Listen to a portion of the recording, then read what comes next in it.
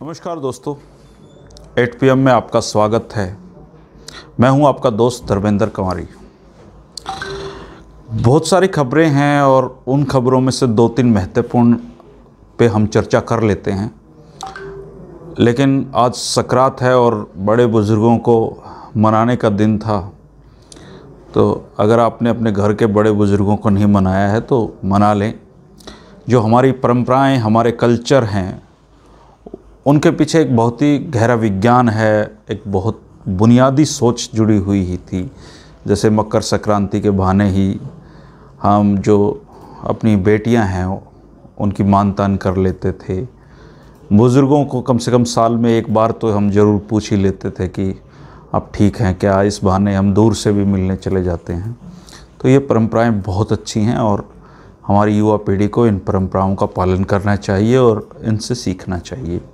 दोस्तों, मैं अभी 4-5 दिन पहले हरियाणा के एक पूर्व मंत्री हैं ओम प्रकाश भारद्वाज जी। आप में से शायद बहुत कम लोगों ने उनका नाम सुना होगा। उनके पास हेल्थ और PWD था। बहुत पंडित भगवत दयाल शर्मा जी के साथ वो 25 साल रहे हैं उनके पर्सनल पॉलिटिकल सेक्रेटरी के रूप में। चौधरी देवीलाल की कैबिनेट में वो कैबिनेट मंत्री थे। फिर वो ओम प्रकाश चौटाला जी की कैबिनेट में रहे, बनारसी दास गुप्ता जी की कैबिनेट में रहे और जो हुक्म सिंह हैं दादरी वाले फोगाट जी, उनकी कैबिनेट में भी वो कैबिनेट मंत्री रहे थे और बहुत लंबा चौड़ा उनका अनुभव है। उनकी जो इंटरव्यू की श्रृंखला है वो आपको 2-4 दिन में मिल जाएगी हरिभूमि TV पे। लेकिन उनसे जुड़ा हुआ एक प्रसंग उन्होंने बताया कि रातों को अक्सर पंडित भगवत दयाल शर्मा जी उठ जाया करते थे। जैसे 12 बजे 1 बजे पूछते कि भाई सो रहा है क्या, तो वो कहते कि नहीं जी पंडित जी सो नहीं रहा, बस आंख लग गई थी। तो बोले चाय बना लेना। तो अक्सर ऐसा होता था कि वो रात को उठ जाते थे और चाय बनाने लग जाते थे। तो मैंने उनसे पूछा कि पंडित भगवत दयाल शर्मा हरियाणा के पहले मुख्यमंत्री रहे हैं, बहुत बड़े नेता रहे हैं, तो वो रातों को क्यों उठते थे। तो उन्होंने बड़ा रोचक मुझे जवाब दिया। उन्होंने कहा कि अक्सर जो नेता कुर्सी पे बैठे होते हैं उनकी रातों की नींद उड़ी ही रहती है और ये लोग आपको लगता है कि बड़े तामझाम में चलते हैं, गाड़ियाँ होती हैं, अफसर आगे पीछे होते हैं, लोगों की भीड़ आगे पीछे होती है, लेकिन असलियत ये है कि इनकी जो नींद है वो उड़ी रहती है। जैसे आजकल हमारे मुख्यमंत्री मनोहर लाल खट्टर जी की नींद उड़ी रहती है और इस नींद को उड़ाने का जो सबसे बड़ा कारण है वो किसान आंदोलन है। और मुख्यमंत्री मनोहर लाल खट्टर जी की नहीं, मुझे लगता है कि देश में सत्ता पे बैठे हुए करीबन हर नेता की नींद इस किसान आंदोलन ने उड़ा रखी है। और इवन सत्ता पक्ष के लोग ही नहीं, विपक्ष के लोगों की नींद भी इस किसान आंदोलन ने उड़ा रखी है। क्योंकि सबको पता है कि इस समय किसानों की नाराज़गी जो भी मोल ले रहे हैं, जो भी सत्ता के साथ, कुर्सी के साथ, पद के साथ, अपनी विधायकी के साथ जुड़े हुए हैं, उनके बुरे दिन आने वाले हैं और उनके बुरे दिनों की शुरुआत हो चुकी है। मोदी जी अच्छे दिन तो लेकर आने वाले थे, लेकिन अब ये बुरे दिनों का दौर किसान दिखाने वाले हैं। और इस दौर में आपने आज एक महत्वपूर्ण अपडेट ये है कि जो 4 सदस्यीय कमेटी सुप्रीम कोर्ट ने बनाई थी, उसमें से एक जो कमेटी है, जो मेंबर हैं मान साहब, उन्होंने कमेटी से इस्तीफ़ा दे दिया है। और भारतीय किसान यूनियन से वो उनके अध्यक्ष थे। राष्ट्रपति ने उनको राज्यसभा के लिए मनोनीत किया था। उन्होंने चिट्ठी लिखकर किसान आंदोलन, जो कृषि कानून हैं, इनका पहले समर्थन किया था।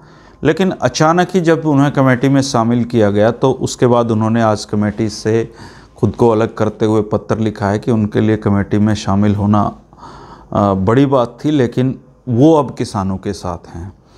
और इसको लेके काफ़ी सोशल मीडिया पे बात चल रही हैं, मीडिया में बात चल रही हैं और सब लोग का ये उम्मीद कर रहे हैं कि जिस तरीके से एक जो कमेटी के सदस्य हैं उनका ज़मीर जागा है, ऐसे ही दूसरे लोगों का भी ज़मीर काश जाग जाए और सुप्रीम कोर्ट को एहसास हो जाए कि जो कमेटी का गठन है और उसके जो मेंबर्स का गठन है उसमें कुछ फ़र्क था, उसमें कुछ सोच और गहराई से सोचे जाने की ज़रूरत थी। हालांकि 2 महीने में उनको रिपोर्ट देनी है और अब इसके बाद सुप्रीम कोर्ट के हाथ में है कि वो किसे नए मेंबर के रूप में जोड़ती है। और मैं तो इसको इतना भी कहूँगा कि ये सुप्रीम कोर्ट के पास अपनी गलती सुधारने का भी एक अवसर है कि पी साईनाथ का नाम लेकर खुद वो पीछे हटे हैं। अब जब चूँकि एक सदस्य ने छोड़ ही दिया है तो पी साईनाथ जैसे लोगों को इस कमेटी में शामिल किया जा सकता है ताकि बैलेंस बना रहे। ये एक अच्छा मैसेज होगा। और किसानों की जो लोहड़ी है वो बॉर्डर पे मनी है, मकर संक्रांति उनकी बॉर्डर पे मनी है।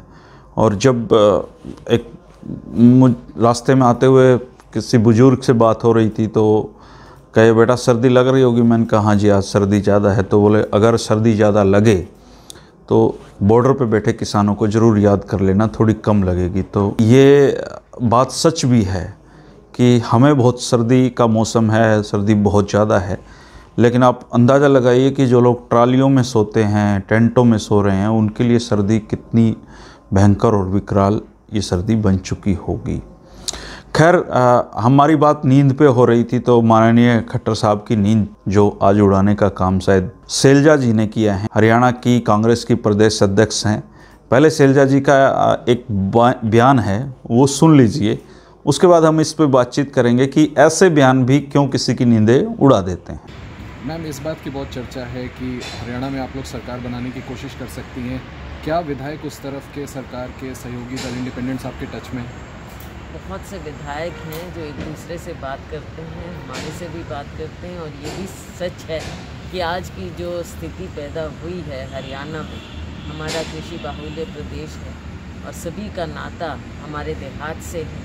तो बहुत से लोग हैं विधायक जो नीचे की असलियत को देख रहे हैं, पहचान रहे हैं, चाहे वो सत्ता पक्ष के हों, चाहे उनके सहयोगी दल के हों, चाहे इंडिपेंडेंट हों।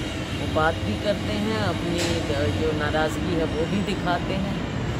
हर तरह की बात होती है, लोकतंत्र है, वो कोई भी बात होती है। यानी मैम अगर वो संपर्क में है तो कांग्रेस सरकार बनाने की कोशिश कर सकती है, ऐसी कोई गुंजाइश? देखिए बात यह है कि स्थिति जब जो भी पैदा होती है तो कभी ऐसा नहीं होता कि वो स्पेस कोई ना ले।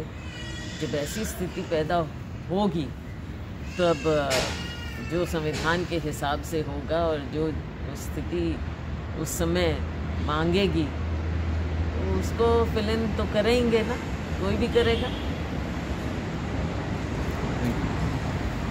आपने शैलजा जी के बयान को सुना होगा। उनका कहना है कि काफ़ी विधायक उनके संपर्क में हैं, लोकतंत्र है, इसमें बातचीत होती रहती है। बातचीत के चलते जब ऐसी परिस्थितियां पैदा होंगी तो ऐसा कुछ भी हो सकता है। ऐसा कुछ होने की परिस्थितियों पे उन्होंने टाल दिया और बड़ा ही एक सोचा समझा। और फौज में एक है ना कहावत होती सुरूरी छोड़ना, कि ऐसा कम मारक क्षमता का जो बम होता है वो छोड़ना, उसको सुरूरी छोड़ना कहते हैं। फौज में जो रहे हैं उनको पता होगा, सुरती छोड़ना भी कहते हैं कई जगह उसको।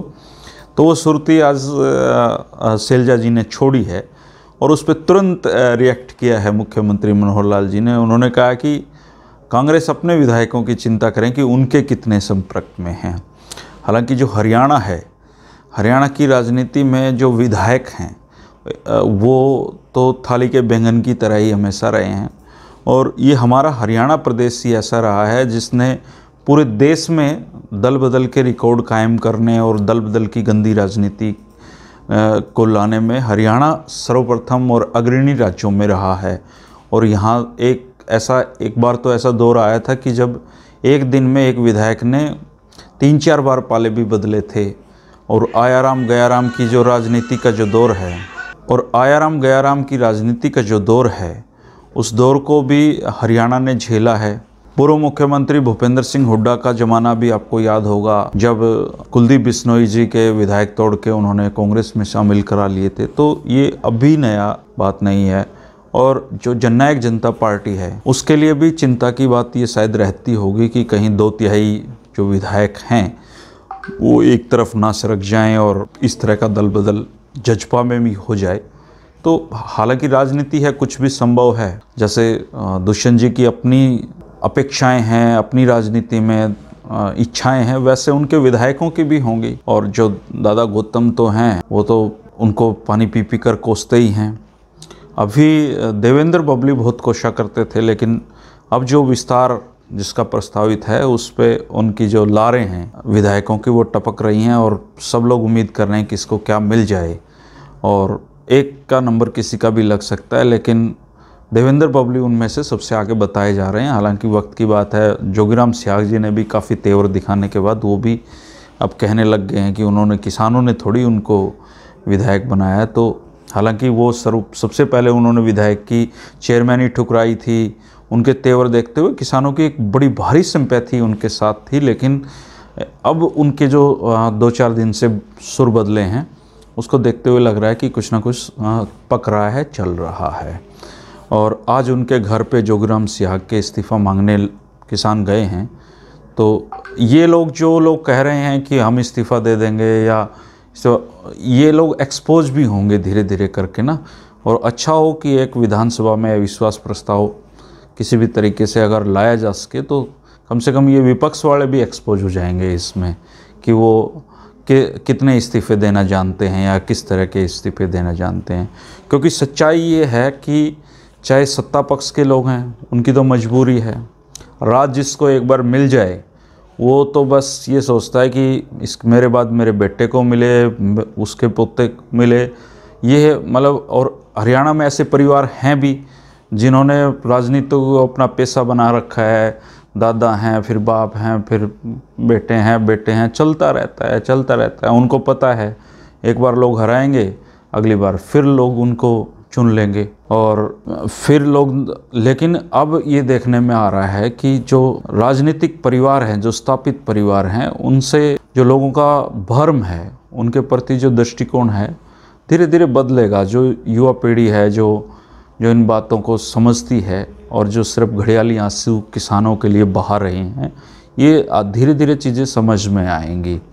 और इन लोगों को जो राजनीति में ये जो जमकर भ्रष्टाचार करते हैं, ये भी किसी न किसी दिन ये लोगों की समझ में आना है, आएगा और इनकी राजनीति बदल जाएगी। तो शैलजा जी का जो बयान जिस पे हम चर्चा कर रहे थे, शैलजा जी ने ये सुर्ती छोड़ी है। इसका हालांकि हरियाणा की सरकार का इससे सेहत पे कोई असर नहीं पड़ना है, लेकिन अगर ये आंदोलन 26 के बाद जोर पकड़ता रहा जैसा कि उम्मीद है, और भगवान ना करे कि ये आंदोलन किसी खतरनाक मोड़ पे चला जाए, तो नींद तो बहुत लोगों की उड़ जाएंगी। और नींद का मुझे लगता है कि सत्ता ही उड़ सकती है लोगों की। तो भगवान करे ये सब शांतिपूर्वक तरीके से निपट जाए और देश का अन्नदाता अपने घरों को लौट जाए। फिलहाल सरकार को कोई खतरा नहीं है। जैसे मैंने कल भी कहा था कि बारिश आती है तो हम अपनी छतों को संभालते हैं कि कहीं से चोआ ना आ रहा हो। तो अभी जो खट्टर जी हैं उन चोए में तारकुल तुरकुल लगाकर फिट बैठे हैं। अभी सरकार को कोई खतरा नहीं है। भविष्य के गर्भ में सब कुछ है, लेकिन अनिश्चितता का माहौल है। नींद पे असर पड़ना सबके स्वाभाविक है। और जो कांग्रेस है, नंबर्स गेम में किसी भी तरीके से कांग्रेस आगे नहीं है। और कांग्रेस अगर किसी भी तरीके से तोड़फोड़ कर भी ले तो दुष्यंत चौटाला को साथ लेके अगर वो सरकार बनाएंगे तो जो आज दुष्यंत चौटाला जी के बारे में लोगों का ओपिनियन है वो सेम कांग्रेस के बारे में भी हो जाएगा। तो गलती का कोई गुंजाइश वहाँ भी नहीं है। इसलिए ये सिर्फ बातचीत चल रही रहेंगे। सरकार सुरखुर टूटने का फ़िलहाल तो कोई खतरा नहीं है। आज एक महत्वपूर्ण समाचार और है दोस्तों। हिसार में आज से एयर टैक्सी शुरू हो गई है। 4 सीटर प्लेन है। झज्जर के एक युवा साथी हैं वरुण सुहाग, उन्होंने एक कंपनी बनाई है ये, और 4 सीटर विमान है। 10 करोड़ रुपए में उन्होंने एक कंपनी बनाई और ये विमान आप इसकी ऑनलाइन बुकिंग कर सकते हैं। फिलहाल ये हिसार से चंडीगढ़ शुरू हुई है, देहरादून शुरू होगी, धर्मशाला शुरू होगी और 1700 से लेकर 2500 के बीच में आप 4 दोस्त मिलकर अपनी टिकट बुक करा सकते हैं। यानी कि 8000 जाने के, 8 आने के। तो अपना पर्सनल प्लेन लेके भी आप कहीं छुट्टियां मनाने जा सकते हैं और वापसी में भी उसी प्लेन को बुक करने के लिए आ सकते हैं। ये एक अच्छी शुरुआत है। हालांकि मैं अभी वेबसाइट चेक कर रहा था, वेबसाइट में एरर है, वेबसाइट अभी बुकिंग नहीं कर रही अभी तक। रात को खुल जाए या कल खुल जाए तो पता नहीं, लेकिन देर से देर चीज़ें दुरुस्त हो ही जाएंगी। आप घूम कर आ सकते हैं। वक्त गहराएगा और जो 26 जनवरी है उस पे क्या होएगा ये तो पता नहीं है, लेकिन जो मीटिंग है अगली प्रस्तावित, उस पर भी अभी संशय के बादल मंडरा गए हैं।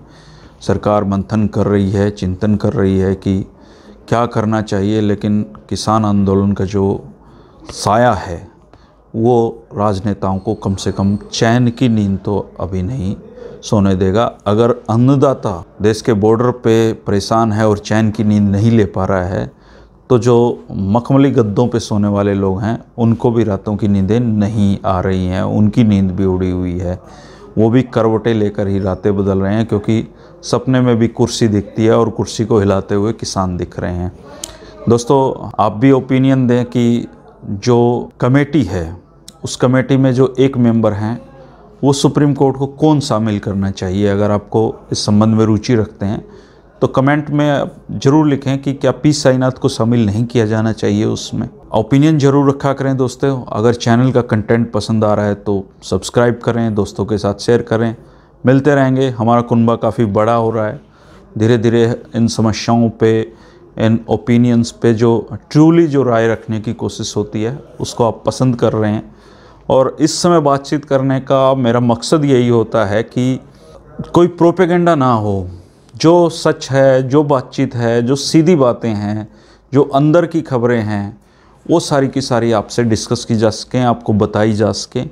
क्योंकि आजकल बड़े ग्लैमर्स का ज़माना है और इस ग्लैमर्स के दौर में जो सच्चाई है वो कहीं ना कहीं छिपी रह जाती है, और वो सच्चाई सामने आनी चाहिए और बहुत ही सोच समझ कर हमें आगे बढ़ते रहना चाहिए। कल फिर मिलते हैं एक नए 8 PM के साथ।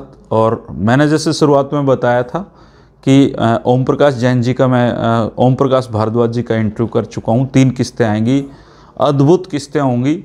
अगर आप पंडित भगवत दयाल जी के बारे में, चौधरी देवीलाल जी के बारे में और ओम प्रकाश चौटाला जी के बारे में, बनारसी दास गुप्ता जी के बारे में, हुकम सिंह फोगाट जी के बारे में जानना चाहते हैं, तो ये इकलौते ऐसे शख्स हैं जिनके पास इतनी जानकारियां हैं और सिर्फ एक बार ज़िंदगी में बने थे। सिर्फ ज़िंदगी में 1987 में एक बार विधायक बने और पूरे 5 साल मंत्री रहे। उसके बाद इन्होंने ना कोई चुनाव लड़ा, आराम से रिटायरमेंट की ज़िंदगी गुजार रहे हैं।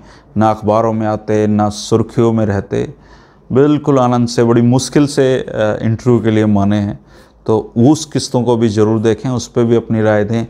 और ये जो YouTube चैनल है, मेरी कोशिश है कि इसको बनाया जाए कि हरियाणा की राजनीतिक, सांस्कृतिक तमाम चीज़ों को इस पे लेकर आया जा सके, और वो चीज़ें ऐसी हों कि आज से 20 साल बाद भी जब हमारे बच्चे, आपके बच्चे उसको देखें तो हरियाणा की जो पिछली चीज़ें हैं, हरियाणा की जो अच्छी बातें हैं, उनको वो देख सकें, जान सकें। इस पर कुछ भी आपको ऐसा नहीं मिलेगा कि आज डाला है और सिर्फ व्यूज़ के लिए डाला है।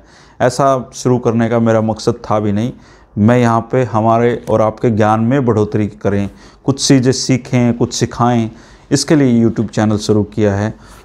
आप सहयोग कर रहे हैं और करें, दोस्तों के साथ इसको शेयर करें ज़्यादा से ज़्यादा लोगों तक, ताकि हम ज़्यादा से ज़्यादा लोगों तक पहुँच सकें।